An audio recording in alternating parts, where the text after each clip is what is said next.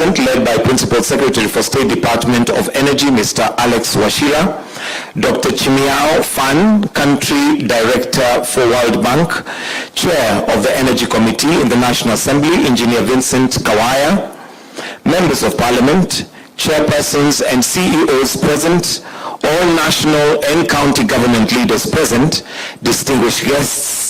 Your Excellency, sir, with your permission, allow me at this point to invite the Principal Secretary, State Department for Energy, Alex Wachira, to guide us, to make some few remarks, but also guide us with the program. Let's put our hands together as we welcome him. Karibu sana, Bwana PS. Welcome.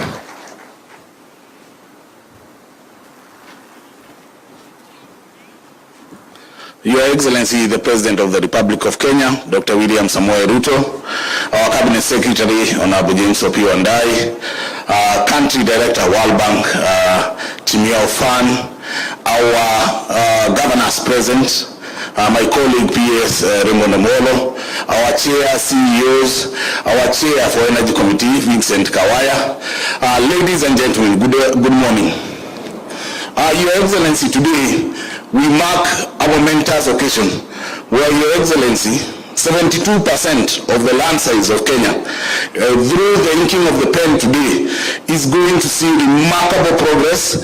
And Your Excellency, today marks another day like the one you hosted us last year, 27th of May in State House, where we signed 22 billion for last mile in 35 counties. Today we are signing for the remaining 14 counties in ASAL, Kenya. Your Excellency, the journey has not been easy. This was one of a stall project, Your Excellency, and allow me to recognize just a few people who have made the efforts to ensure that this project gets to where it is. Number one, Your Excellency, allow me to recognize World Bank for the role they have played. We really appreciate you. Secondly, Your Excellency, we have officers from the State Department for Energy, KPLC, and REDEC. These officers, Your Excellency, have gone to every of the 113 sites that we are going to do the mini-grids, the public facilities that we are going to do the standalone solar systems, and the boreholes, Your Excellency. And with that, Your Excellency, because this has been a whole government approach, I also want to recognize the government officials, the Ngao officers, who have helped us in terms of community engagements and ensuring that we get the community to buy in. And last but not least, Your Excellency, we had a challenge with the land. And I want to single out National Lands Commission and the Ministry of Lands that has really helped us to get where we are. Your Excellency, with those few remarks, allow me to invite the World Bank Country Director to just make few remarks, and immediately after that, Your Excellency, will allow me to invite the Cabinet Secretary who will recognize the presence of our leaders. We have many leaders. I can see governors here, members of Parliament here, and he'll be able to guide the rest of the program. Karibu sana, Country Director, World Bank.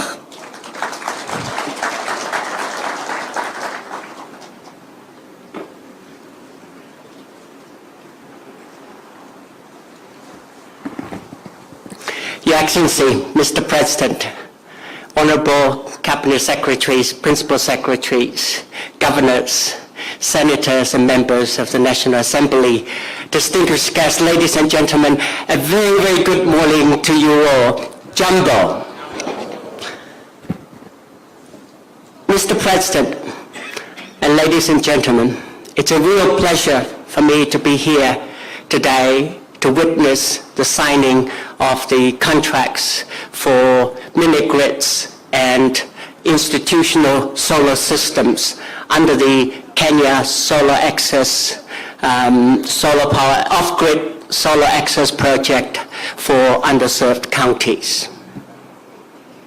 Ladies and gentlemen, for most of us here today, electricity has become an essential part of our lives.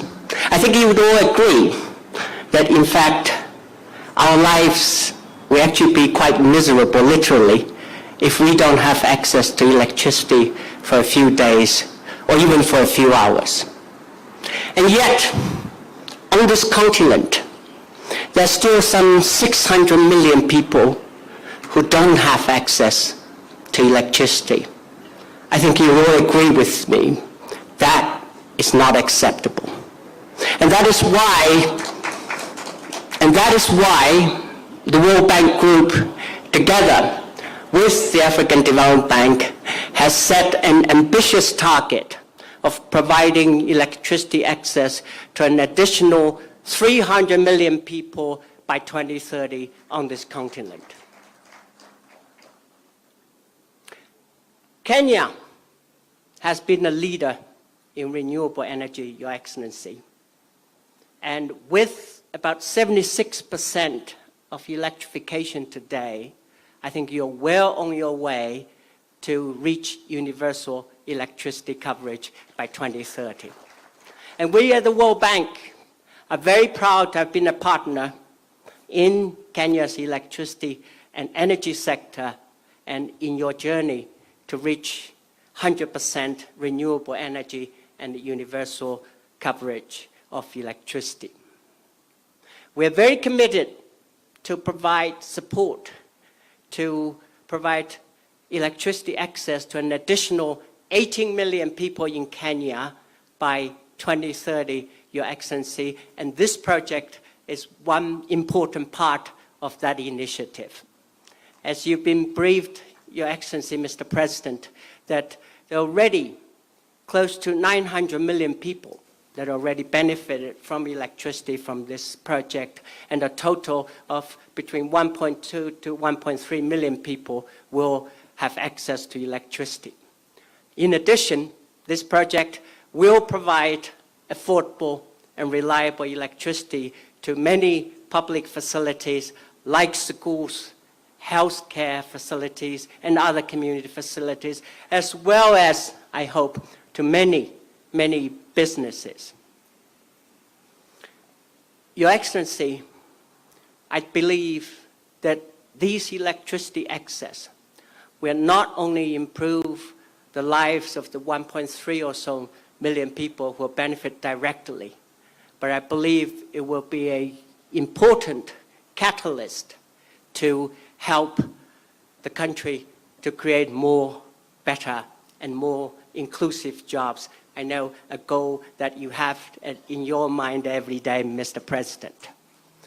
We are very committed to support you in this journey, and we're very proud to have been your long-term partner. Mr. President, ladies and gentlemen, you have our commitment to continue to support you in your journey to foster sustainable and inclusive and resilient growth, and to create more, better, and more inclusive jobs, and a bright future for all Kenyans. Thank you.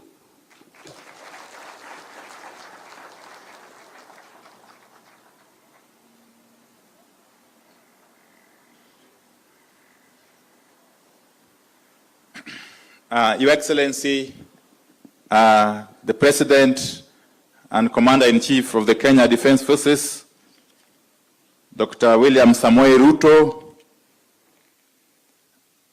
distinguished guests, ladies and gentlemen, hamjambo, hamjambo tena, muko sambamba. Aya, correct.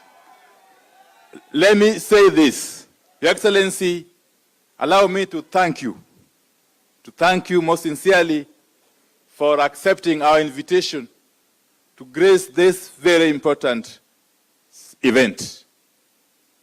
This event, Your Excellency, without a doubt, marks a major milestone in our energy transformation.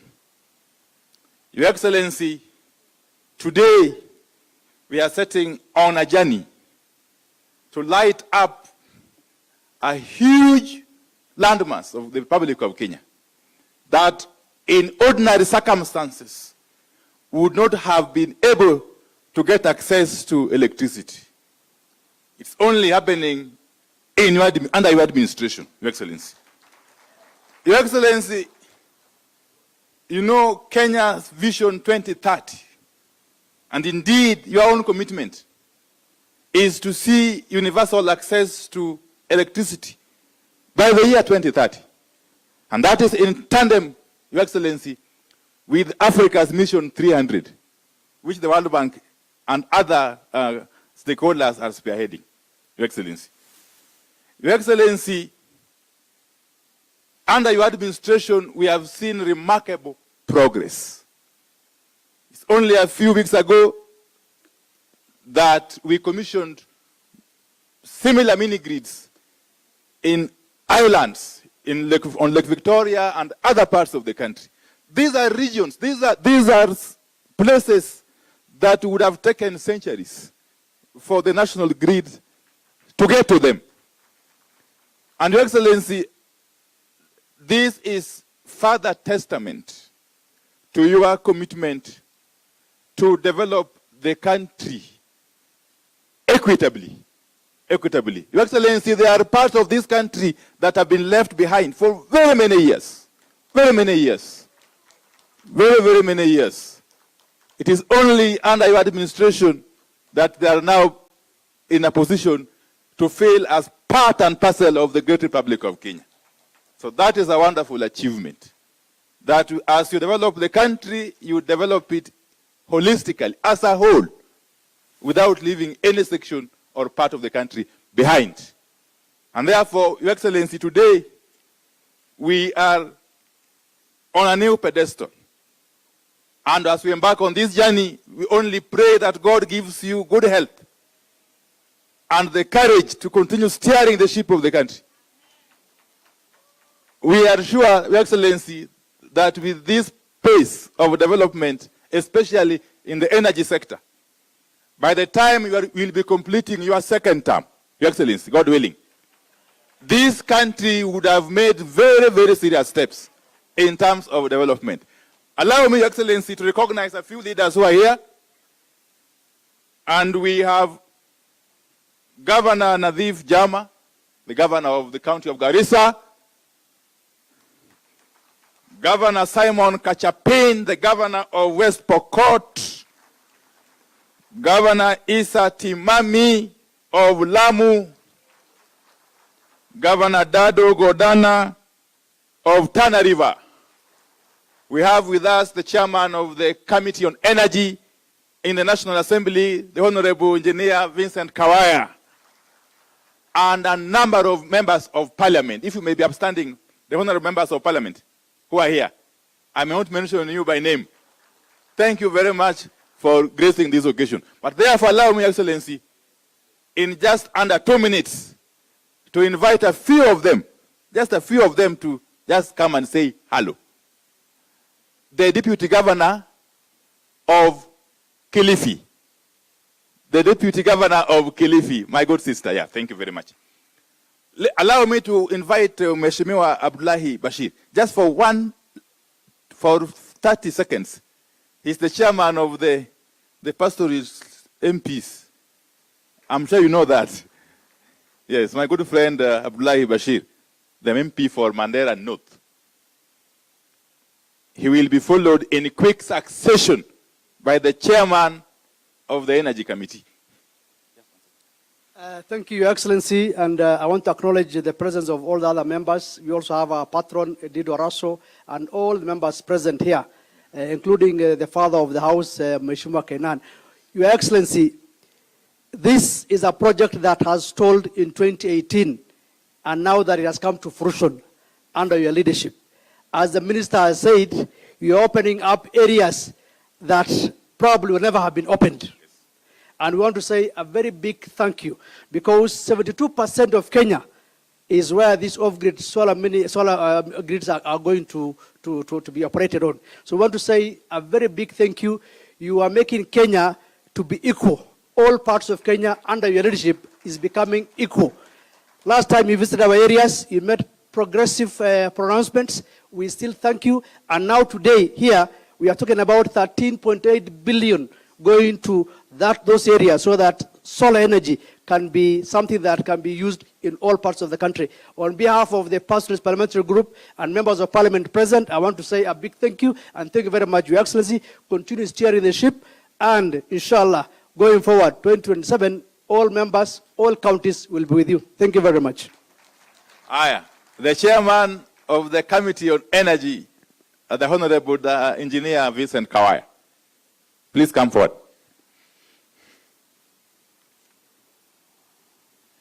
Thank you. Your Excellency, leaders present, today is a momentous day.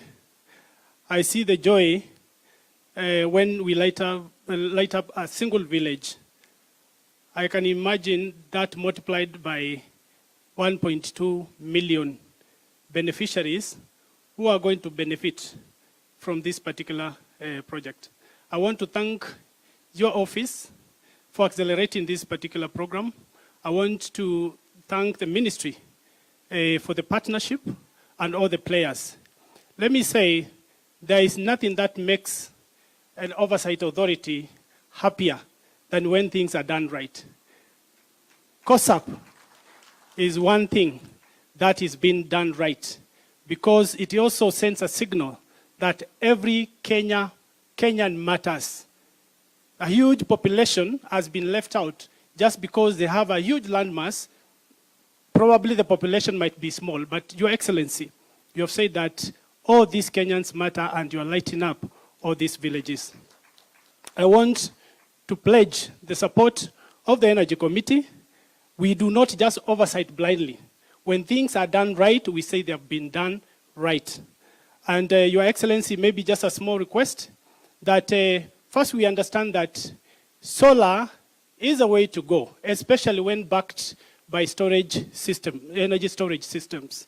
Because it happens conveniently that these areas covered by COSAP solar projects, they actually are naturally lit with enough solar that can be able to sustain these programs both during the day and during the night. The only request would be that we have a vote head that also makes sure that the turnaround for maintenance is very, very short, so that whenever we have a breakdown, then the fixing time is reduced. On behalf of the Parliament of Kenya, we are going to work with you to ensure the success of this project and the myriad of projects that have been started under the administration of your leadership, His Excellency the President of the Republic of Kenya, Dr. William Ruto. Asanteni sana, Mungu awabariki. Your Excellency, if you may indulge me, I reckon that we are in Nairobi, and I saw the Honorable George Aladwa, the MP for Makadara, is here. Okay, who is also the chairman of Nairobi. Just 1 second, before I invite the governor. If I don't invite him, I'll be in trouble, Your Excellency.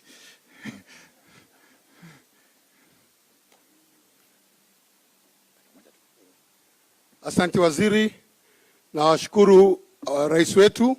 Tuko pia na mbunge jirani wa hapa rais. Nikakwamba tuko dakika moja pia Mheshimiwa Luoch akuje. Mheshimiwa Luoch, wacha rais kuja kwanza, wacha kuja. Kimbia tumepata dakika moja.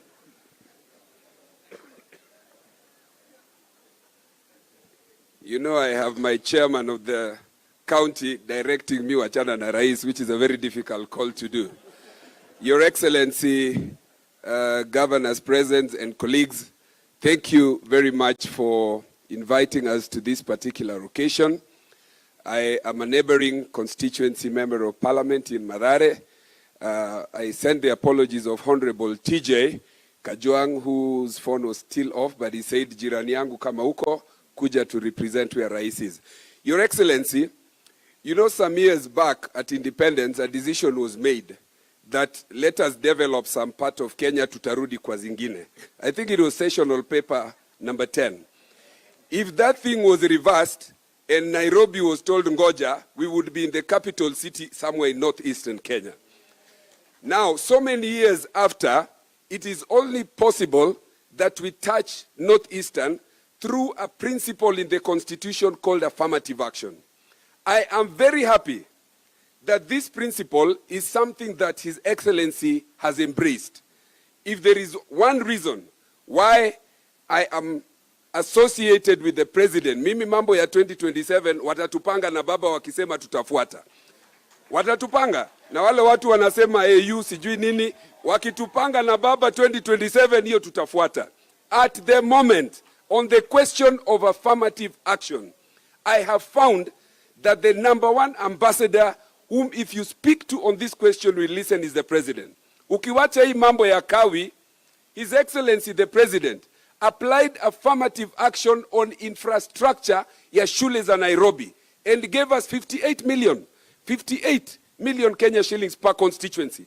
For this reason, Nairobi and my constituency Mathare should support the president on this agenda. I know Aladwa wants me to stop, but allow me to add this one question, Your Excellency.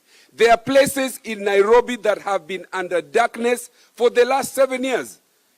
And I have engaged the president on this issue, and just this morning, he has directed the RAREC team and the PS to come up with a model that will ensure that this constituency and one of us, that is Kosovo in Mathare and Mukuru and the others, can have a model where they can be connected to last mile. That can only happen under the question and the principle of affirmative action. Thank you very much, Your Excellency, and we look forward to your coming to launch this plus housing in Mathare. Asante.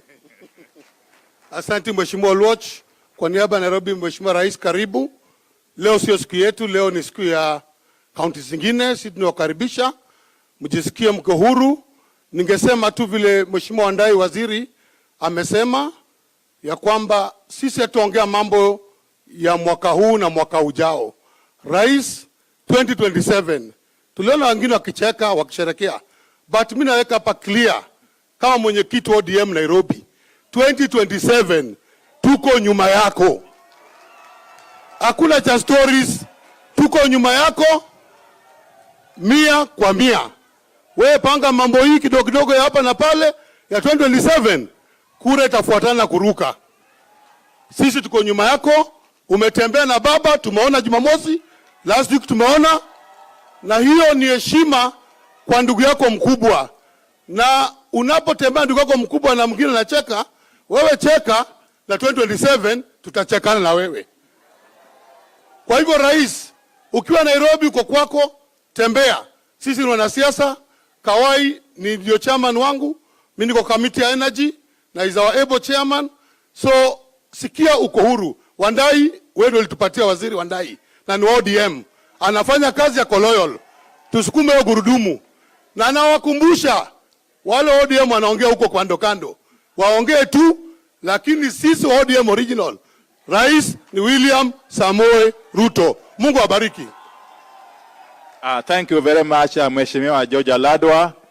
Allow me, Your Excellency, to invite Governor Nadhif Jama to come and make some very short remarks.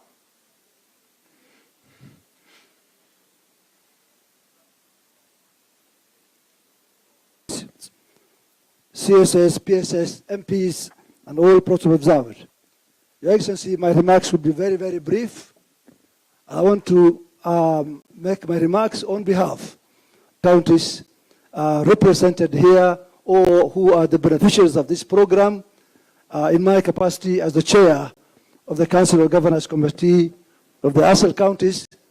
And also, Your Excellency, I want to mention to you that of the many who are benefiting, all the 10 counties of the FCDC are also beneficiaries in this program.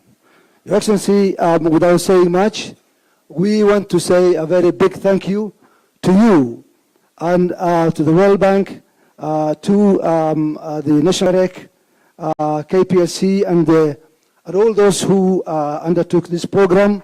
No doubt this is a game changer in our counties, Your Excellency, and most of the beneficiaries, as I said, are our people in the ASAL counties.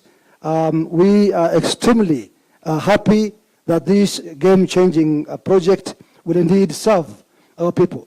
Your Excellency, the many remarks made here also reminded me of the great visit that you made to our region just about 2 weeks ago, where you also really opened up really a great projects and announced very, very interesting initiatives.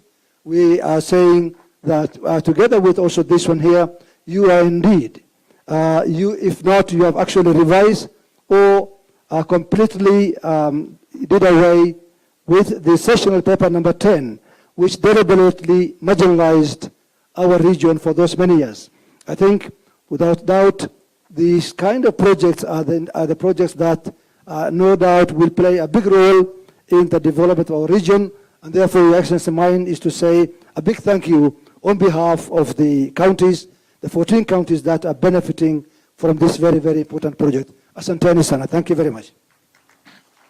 Thank you very much, Governor Nadhif. Your Excellency, at this juncture, allow me to invite you to come and address your people. Let us be upstanding as we usher in His Excellency, the President, as he comes forward to launch this program. Thank you very much, Excellency. Asanteni sana. Good morning, everybody.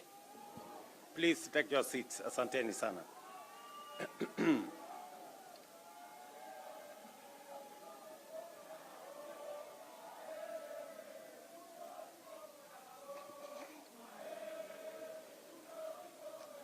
Asanteni sana. Thank you. Asante sana. Nairobi hoye. Nairobi hoye. Bas, asanteni sana. Ningependa kuchukua nafasi hii kwa niaba ya serikali ya Kenya kusema ya kwamba tumefika hapa asubuhi ya leo katika ghafla hii ya muhimu ya mambo ya umeme katika taifa letu la Kenya. And let me make this statement. The World Bank Country Director, distinguished guests, ladies and gentlemen, it is a great pleasure for me to join you today for this milestone as a definitive step closer to fulfilling a fundamental promise to the people of Kenya, achieving universal health coverage by the year 2030. Today, we sign contracts worth 11.6 billion to extend electricity to communities that have remained on the fringes of development.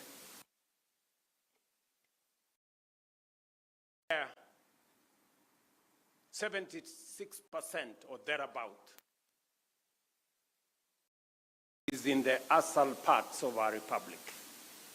And for a very long time, they have been left behind because of the expansiveness of that region and because of other difficulties of communication, connectivity, and other challenges that have bedeviled that corner of Kenya for a very long time.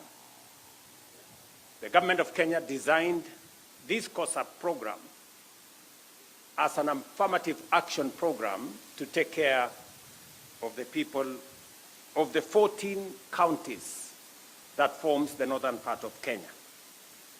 The 14 contracts signed today will establish 113 mini-grids, bring electricity to counties of Turkana, Marsabit, Samburu, Isiolo, Mandera, Wajir, Garissa, Tana River, Lamu, Kilifi, Kwale, and Narok. This marks a significant step and expansion of Kenya's growing energy revolution. Additionally, 6 contracts will be signed to ensure that 343 public health facilities, schools, and administrative offices are connected to electricity through standalone solar systems at a cost of 438 million. A further 316 solar water pumps, 4 boreholes worth 1.6 billion are in the final stages of procurement, ensuring that electricity not only lights homes, but also powers essential services for communities across Kenya. Today's event is more than just a contract signing. It is a reaffirmation of our unwavering commitment to inclusive development. It sends a clear message that no Kenyan, regardless of location or background, will be left behind in our nation's march to progress. Our mission is to extend modern, reliable, and affordable electricity to every home, school, and business, from the most remote villages to the busiest urban centers. This is the foundation of our development agenda, firmly anchored on Vision 2030 and the bottom-up economic transformation agenda, ensuring that every citizen has access to opportunity, access to progress, and dignity. Kenya has made remarkable strides in electrification, increasing access from 29% in 2013 to 75% today, positioning us among the leading nations in sub-Saharan Africa. However, this progress has not been uniform. While electrification has advanced in urban centers and along major transport corridors, vast rural areas remain in darkness. For communities far from the national grid, solar power offers the most practical, cost-effective, and immediate solution. That is why the government of Kenya, in partnership with the World Bank, is implementing the Kenya Off-Grid Solar Access Project, commonly known as COSAP. This initiative is about more than just power. It is about transformation. With electricity in health facilities, vaccines and essential medicines will be safely stored, ensuring life-saving treatment reaches all that need it. With electricity in schools, our children will benefit from longer study hours, better learning environment, and greater opportunities to excel.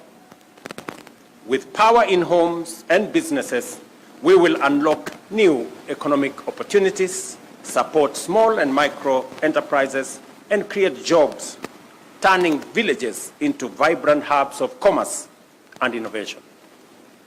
Distinguished guests, through the last mile connectivity program under the Kenya Power, 1.2 million customers have already been connected in the last 2 years, with another 460,000 set to benefit by 2026. Through REDEC, we have connected 63,000 out of 93,000 identified public facilities, including 22,900 public primary schools. This work continues with 1,071 public facilities projected to be completed in 2023-2024 financial year, and another 1,450 currently underway in the financial year 2024-2025. Beyond expanding access, we remain committed to achieving a 100% clean energy grid by 2030. Diesel-powered stations are being hybridized and with solar PV systems, and plans are underway to install an additional 8 megawatts of solar power in Wajir County. In Lodwar, we are taking a bold and decisive step to shut down the diesel power plant operated by Kenya Power and extending national grid to Lodwar by next year. I am looking for that proud moment to switch off the diesel power plant in Lodwar for the first time. This includes constructing a 100-kilometer of 66 kilowatt power lines and a substation, at a cost of 900 million. These projects are clear statements of intent. We are reducing our dependence on costly and polluting diesel power, cutting energy costs, and reinforcing our climate commitments while enhancing access to our communities, to our villages, and to our towns. Until every household, school, business, and health facility in Kenya has reliable and affordable electricity. And I want to confirm that for the last 7 years, we've had estates, or in fact, areas like Kosovo here in Hospital Ward, Mukuru kwa Njenga, Mukuru kwa Ruben, Mugumoini in Embakasi West, that have lived in darkness for the last 7 years. I have given very firm instructions to the ministry, to REDEC, and to Kenya Power to develop a mechanism where we will light up those estates and those areas of Nairobi. It cannot be that in the capital city of Kenya, there are citizens living in darkness. And the Departmental Committee of Energy at the National Assembly, as we engage with the supplementary budget, we must provide resources for that to happen so that we can light up those areas of Nairobi as we light up the bigger part of northern Kenya. And we are intentional. We are deliberate as we do this because we must develop this country in a wholesome manner. Last week, or the week before, I was in northern Kenya, and I did announce a major road artery that will be constructed from Isiolo through Wajir all the way to Mandera. And many people assume or think it is a joke. Let me tell you, good people, you know, in this country sometimes we take matters of life and death as if it is a joke. I am committed to delivering on that 750 kilometer of road from Isiolo to Mandera, because for a very long time we have left northern Kenya behind. And it is a deliberate statement by the government of Kenya through this administration that no part of Kenya will be left behind. We did develop a transport corridor that connected Mombasa to Malaba, and that is why our development has concentrated on that transport corridor. It is time that we have a second transport corridor that goes all the way to Mandera. And I want to ask the people of Kenya, as we develop that transport corridor, there will be huge opportunities. Take time and sample those opportunities. Find your way and develop. As that piece of infrastructure is being developed, and I want to confirm here that there are already 7 contractors on the ground to make sure that that road is done. And we will continue in developing this country equitably. Every part of Kenya is as important as the other part of Kenya. It is also the same reason that the government of Kenya provided an extra 1 billion shillings for especially informal settlements in Nairobi to develop schools. Because here in Nairobi we have had instances where we have many children who have no access to education because where they live, there are no public schools. And we will continue to sample the opportunities, look out for the people who are vulnerable, look out for those who are left behind, and carry them along so that we can move together as a nation. So apart from the electrification program that we have all the other programs that are running. Our housing program is on course, and I want to assure the people of Hospital Ward here in Kosovo and all the other areas. Your member of parliament has been on my case so many times, but I want to assure them and to assure your people, Mheshimiwa, that this morning there was an inspection by the leadership of the Kenya Police. We are going to provide land to develop our affordable housing program so that the people who gave way on the Nairobi River can be given the first priority as we develop our affordable housing program. Shortly, maybe in the next coming weeks, I will be launching the program on the Nairobi River that will see the development of Nairobi River afresh, and that we will never again have a smelly river in the middle of Nairobi. We will have a modern transport corridor and a proper piece of infrastructure around the Nairobi River. Again, it is because we must do the things we must do to change our country, irrespective of all the other things and all the other considerations that ordinarily inform decisions that have political ramifications. To the contractors, signing this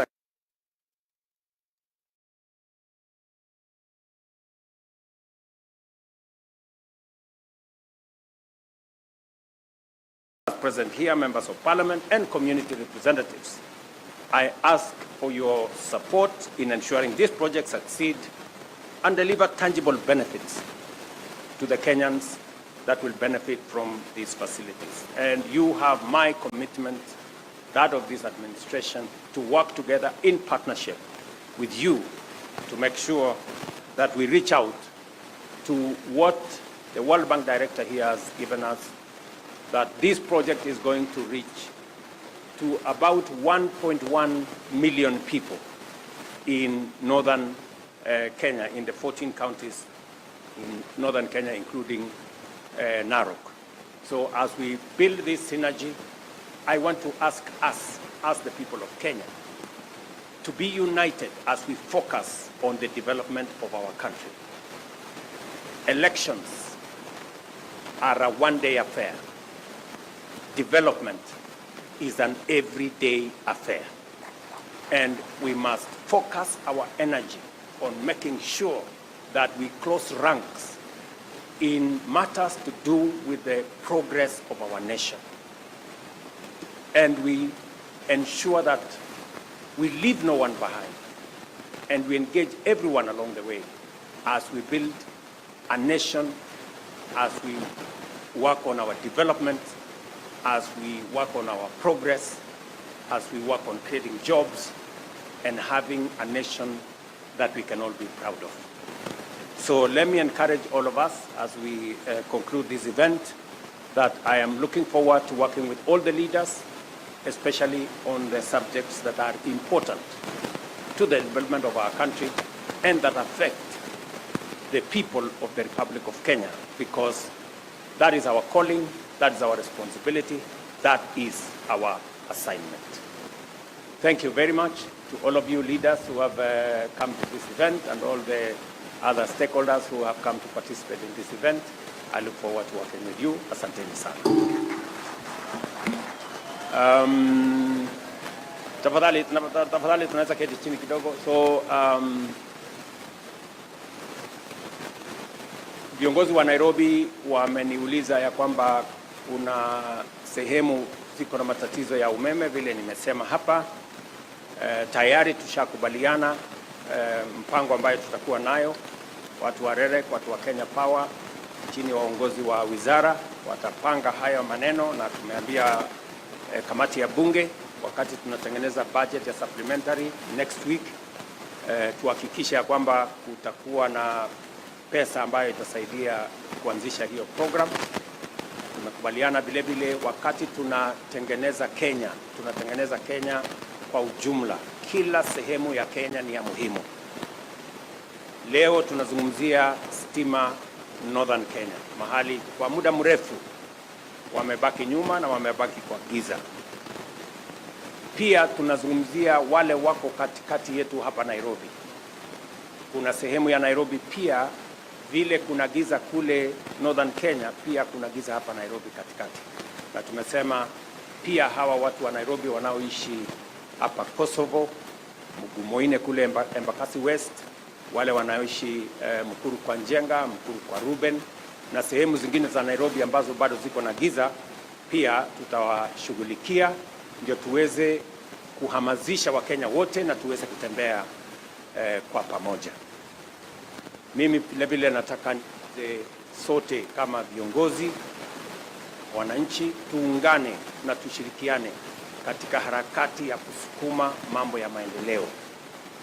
Kwa Nairobi, wananchi wengi, asilimia kubwa ya Nairobi wanaishi katika sehemu ambazo hazina barabara, haina maji, haina stima, na ndio sababu program yetu ya affordable housing tunaitumia kuisukuma, na mimi niko na imani ya kwamba kwa ushirika wa wananchi na viongozi wa hapa Nairobi na Kenya mzima tutaweza kutekeleza mpango huo kwa manufaa ya vijana wetu watakaopata ajira katika sehemu hizo, kwa faida ya wananchi ambao wanatafuta makao, na vile vile kuhakikisha kwamba tunaishi katika mazingira na mji ambao uko na mpango, uko na taratibu, na tunaendelea mbele sisi zote kwa pamoja. Asanteni sana, na mimi nawatakia heri. Asante. Tumpongeze rais kwa makofi tafadhali. Kwa hivyo naomba tafadhali wale ambao tunalete meza tulete kwa haraka ili tuweze kuwekwa kwa sahihi kwa kandarasi. Let's take our seats please. We'll now progress to the signing of the contracts, and at this point allow me to invite the CS, the PS and the country director for World Bank to come and also be part of the witnesses. But we'll also invite Mr. George Nduati Kibe together with Dr. Rose Mkalama to come and sign on the mini grids for Lot 4 and Lot 5 for Geo Solar Systems, starting with Geo Solar Systems. So kindly, if we can have Mr. George Nduati Kibe to take his position, then we'll also have the contracts brought, kindly.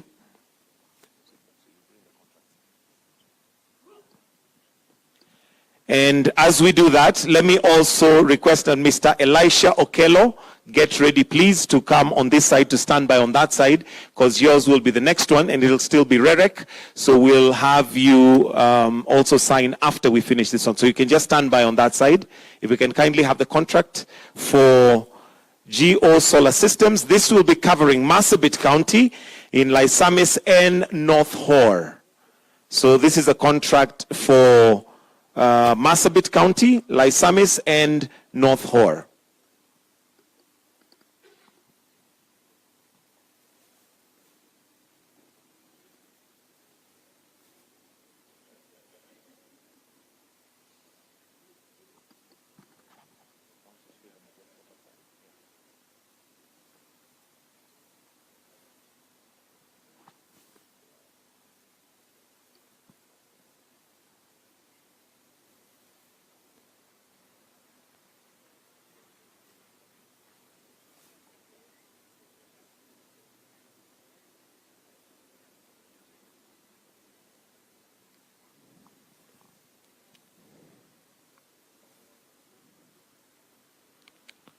This will be under REREC, and the contractor is Geo Solar Systems. And with that, we'll then have them maybe stand up and just have a picture before we then now invite Mr. Elisha Okello. Before we invite Mr. Okello. Okay. Thank you. Dr. Mkamala, I'll request you to remain because it's still REREC. Then we'll have Mr. Elisha Okello to kindly come and also sign on behalf of Bright Rays International Limited. This will be for Samburu County, West Samburu North, and Samburu East.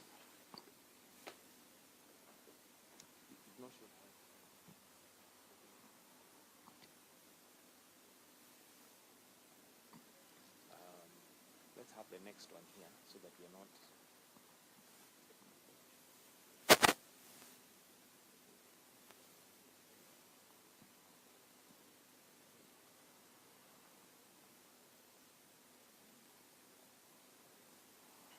And let's also have Mr. Prakasan, TP, to be on standby. This will be for Kenya Power. We'll also have Dr. Engineer Joseph Sirol to kindly stand on standby as they will be signing the next ones on behalf of KPLC. Thank you. So you may just stand.